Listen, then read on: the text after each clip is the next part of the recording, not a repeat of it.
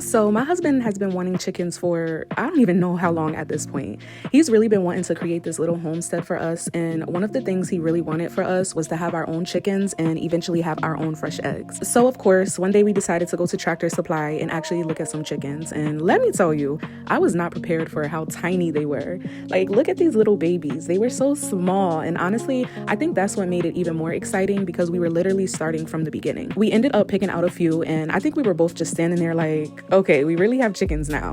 And they were actually a really reasonable price. So once we decided we were doing it, we were like, okay, let's get everything that they need. So obviously we couldn't just leave with the chickens. We needed food, we needed bedding, we needed a heat lamp because these little babies needed to stay warm, and we picked up some hay and some other supplies for them. And I feel like this is the part nobody really thinks about when they say they want chickens. You can't just buy the chickens. You have to actually prepare for the chickens. So we brought everything home, and for the time being, we decided to keep them in the garage.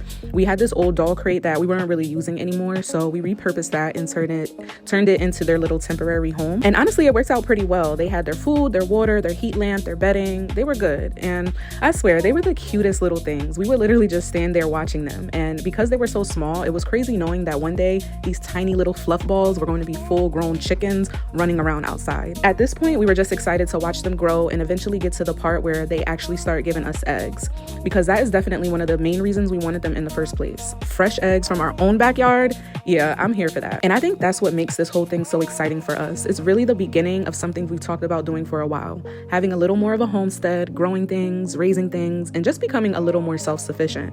So this was officially day one of our chicken journey. They were tiny, they were cute, and we had absolutely no idea how quickly they were going to grow. But I'm really glad we documented this part, because looking back at these little babies is going to be crazy once they're fully grown. And now we just have to wait for those eggs, but that's a story for another video.